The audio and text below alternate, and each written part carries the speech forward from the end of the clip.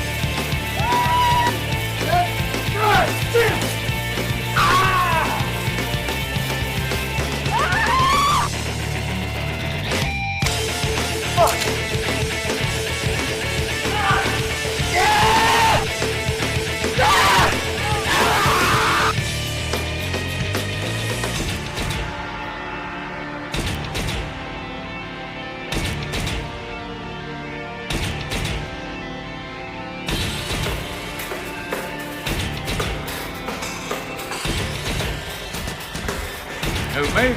CMS care.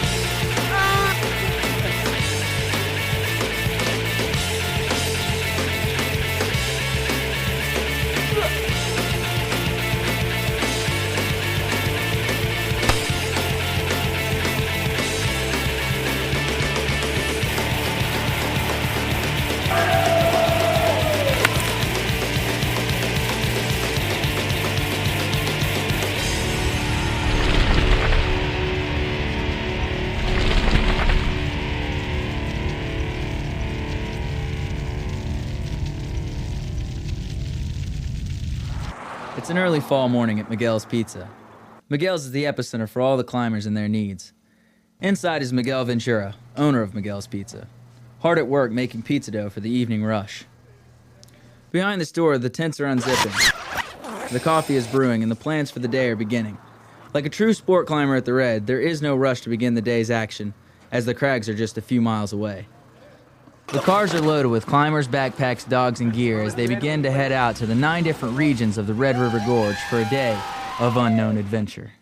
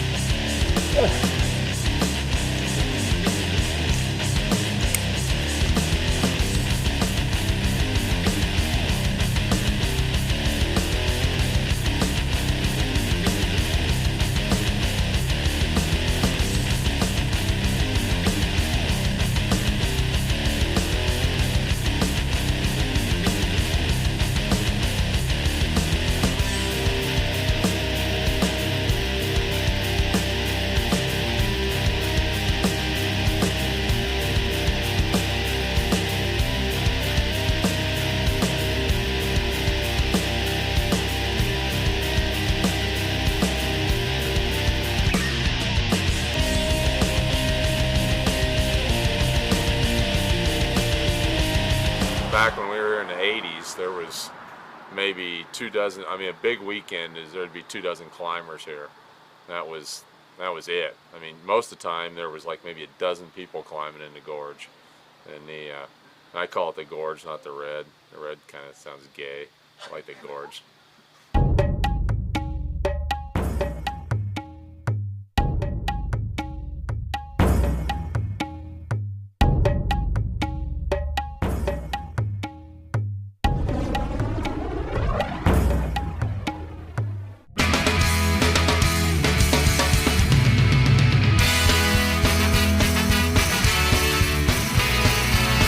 The history of the Red River Gorge started a long, long time ago, when tectonic plates headbutted each other and formed mountains. Years of erosion slowly washed away most of the chalky sandstone surrounding the harder interior rock, cemented by the iron oxide that now gives the present-day Red River its namesake color. The stronger, more resilient rock was left standing unclimbed for thousands of years. Unless, of course, the Indians who inhabited the area were climbers. No one knows for sure, but we do know that had they climbed at all, they most certainly would have been trad climbers, although a bit more laid back than the ones who came later. In the meantime, a bunch of white people showed up, chased off all the Indians and began stripping the area of its iron and lumber. And remember that Beverly Hillbillies thing? Yeah, that happened too. While most of the oil wells are capped today, the Red enjoyed short bursts of oil around the turn of the century. With the Indians gone, and much of the gorge protected as national forest land, the climbers began showing up, sending almost every obvious crack in the gorge using natural protection. In fact, you can lay a good bet that pretty much any crack you see today has already been climbed. The early 90s saw the emergence of three important factors: bolted face climbs, spandex, and porter-Gerard. The later of the three arguably credited with putting the Red on the map. With antiquated ethics pushed aside, a small crew of burly climbers began bolting many of the Red's classic difficult face climbs. New crags kept being discovered and new lines bolted until word got out. Today, the Red is arguably one of the country's finest crags and cultural melting pot of rednecks, hippies, Canadians, and hardcore climbers. Although climbing access has become an unfortunate issue lately, many of the crags remain open. The climbers keep coming, and the Red River Gorge remains a veritable paradise for climbers of all calibers and skill levels.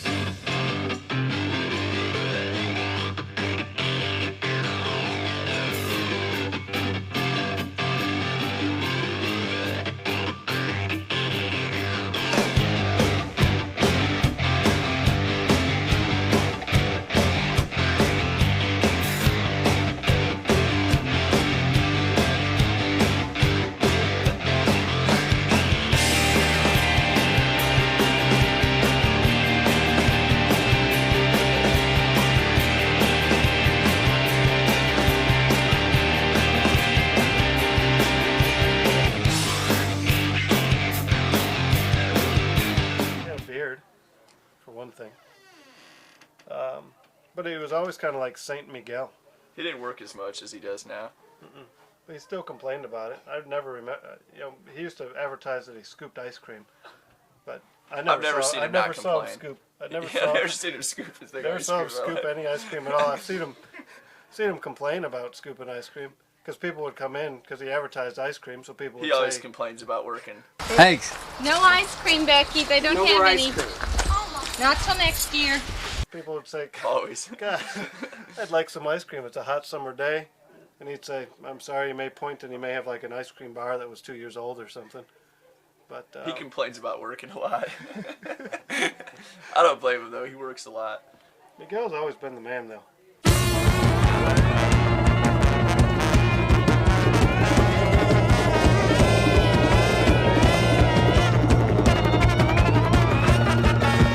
Everybody on your knees, it's gods in the parties. They worship me mistakenly. I said, Tiki, who was he? With possible exception to the coffee house, no other food service industry has become more interwoven within the fabric of American culture than the pizza place. And no other small business has suffered more from fickle crowds. Like being a rock star. They can love you one minute and completely ignore you the next. So what's the secret to survival? Why do some places go gold or platinum while others flop in their own tomato sauce? Miguel Ventura, owner of Miguel's Pizza in Slade, Kentucky, knows this secret. Miguel's Pizza first opened its doors as an ice cream parlor, pushing 31 flavors and a few sandwiches. But the sparse tourism creeping into the Red River Gorge in eastern Kentucky wasn't enough to turn a profit. Simply trying to attract business in an economically deprived area, Miguel and his wife decided to start making pizza. Yet pizza alone would not have brought Miguel's to the success it enjoys today without a very unusual twist of fate. The hidden cliff faces littering the Kentucky hillside near Slade contain some of the best rock climbing in the country. And starting around 1984, the climbers started coming. With the explosion of sport climbing and with Miguel's Pizza offering cheap camping out back, the hungry crowds came. Climbers soon realized that they could make lots of entrees on a camping stove, but pizza was not one of them. The now infamous Porter Gerard was the tip of the sword, bringing with him a small crew of devoted and talented climbers to the gorge and bolting or climbing enough routes to put the red on the map. Any climber with $10 in their pocket could enter into Miguel's hungry, order a pie with almost any topping imaginable, and come out fat and happy. By the late 90s, it was not unusual to see 50 cars in the parking lot, 50 tents out back, and endure a 2-hour wait just to get a pie. What was once a humble pizza place soon began to look like a hippie commune. Nowadays, the Red River Gorge resides among the royalty of climbing geography, with names like Yosemite, Joshua Tree, and the Gunks. Climbers travel from around the world to climb its color-streaked faces, and almost invariably to grab a pie or two from Miguel's. What was once an ice cream parlor has now become a legitimate business, popular not only to the climbers, but with tourists and local residents. Much like the look and the vibe of Miguel's itself, the pizza dough has remained dynamic, resisting a fixed recipe, yet always retaining a recognizable identity that tastes great, and at least to some, feels just like home.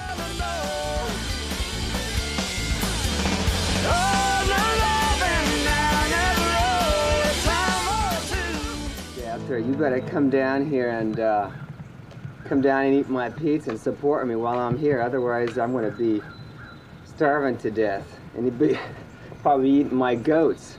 Quiet time's at 11, or else.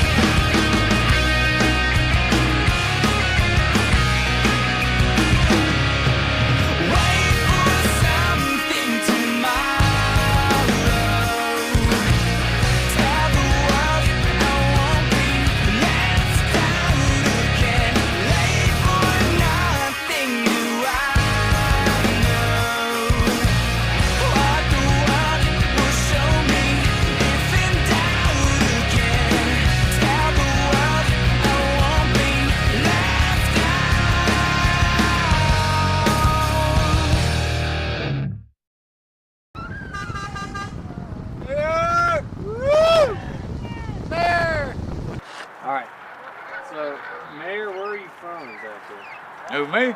Meet Rodney Tucker, 57 years old. He's the mayor of Slade.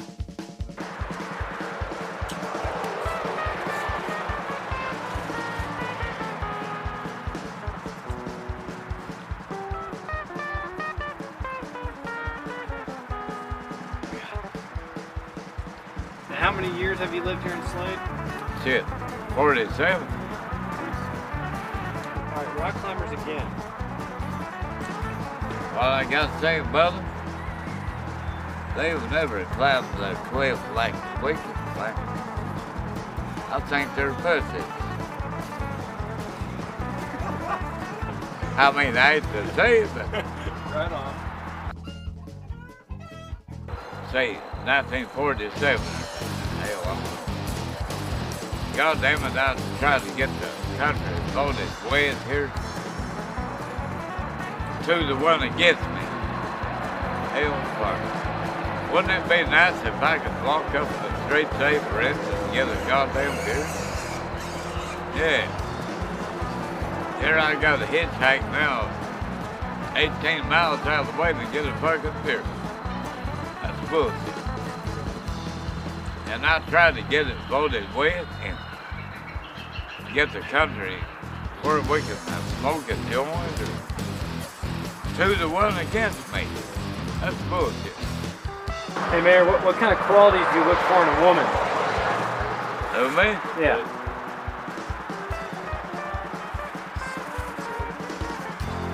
Personality. They don't have to be good looking. Personality is what I go for. What would you want to say to the rock climbers? To the rock climbers, Yeah. I've got one thing I'll say to them.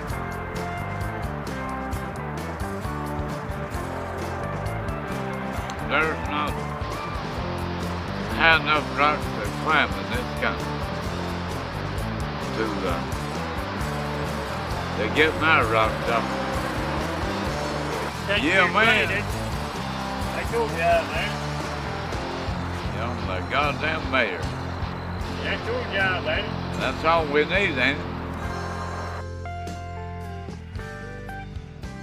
Thank you, goat. Thank you, sheep.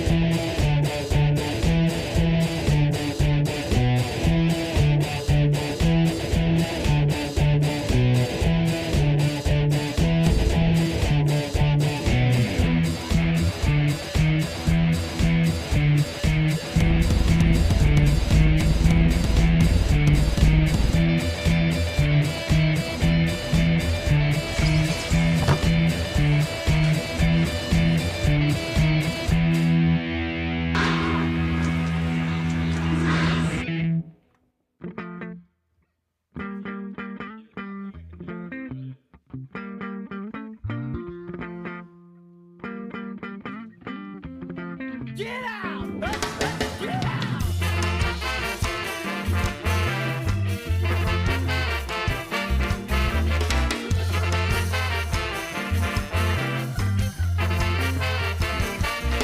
I gotta find out why I'm sticking around. I gotta find out why I'm always being pushed down. I gotta find out. I gotta find out. I gotta try and find a friend. I gotta try and find a good place again. Try and find my way. I can't stay, I can't stay. You're gonna have to leave here sometime. Can't you see what's all around? You're gonna have to leave here sometime. I don't like this place. I don't like your friends. I don't like the way they all treat you. I don't wanna stay. I got things to do. A slave in heaven or a star in hell.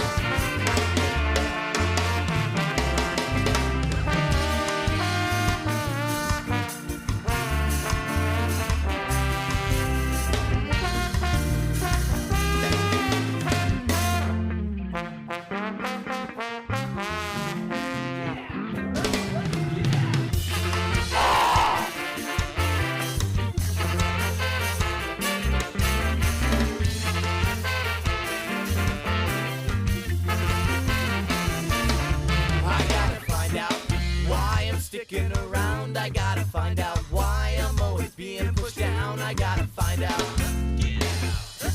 I gotta find out. I gotta try and find a friend. I gotta try and find a good place again.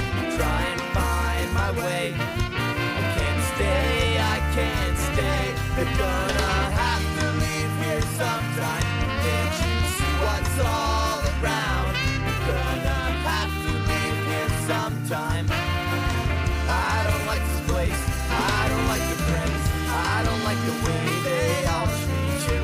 I don't want to stay. I got things to do. A slave in heaven or a star in hell. You're a star in hell. You're a star in hell. You're a star in hell. You're a star in hell.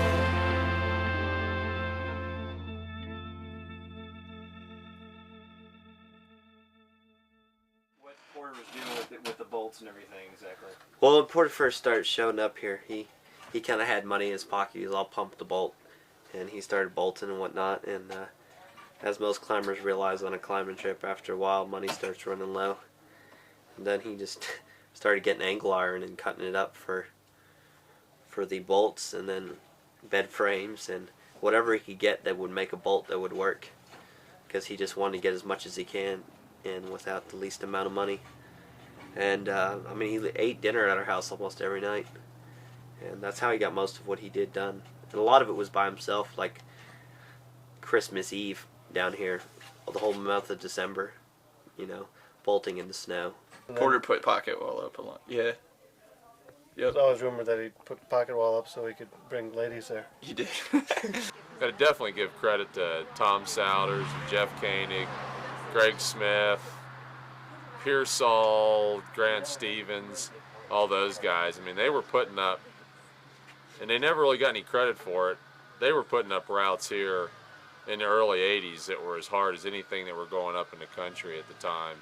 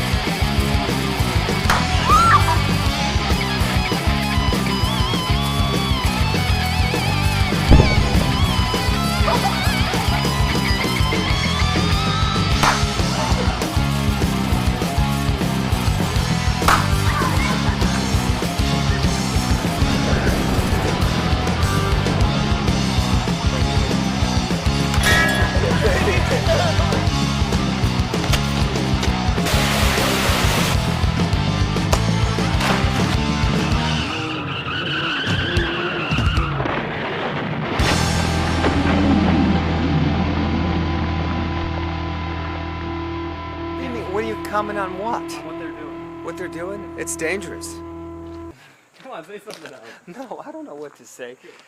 Get out of here.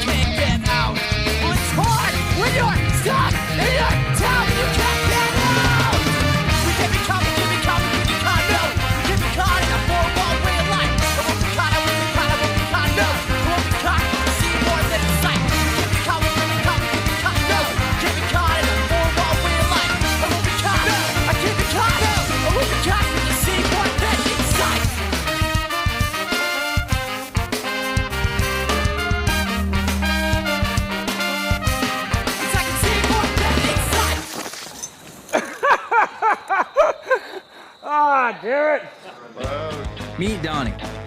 He is a sales associate at CNS Carryout. It's CNS Carryout, and we sell Bud Light, a lot of different brands, Miller, Bass, Gillian's, Guinness, Pete's Wicked Ale, Rolling Rock, a lot of different brands, and Miller, different brands of Budweiser products. We got wine coolers, so pop, candy, cigarettes. And what people have you seen come in here climber-wise? I mean, you said you see people from all over the world come in here. I've talked to people that came in here from New Zealand,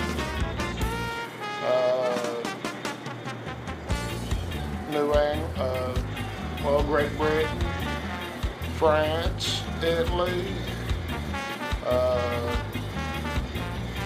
Greenland. I've talked to a lot of people that came in here from different countries and everything to buy beer, to climb cliffs around here. All you climbers, come down here to CNS Carryout and buy your beer. We appreciate your business.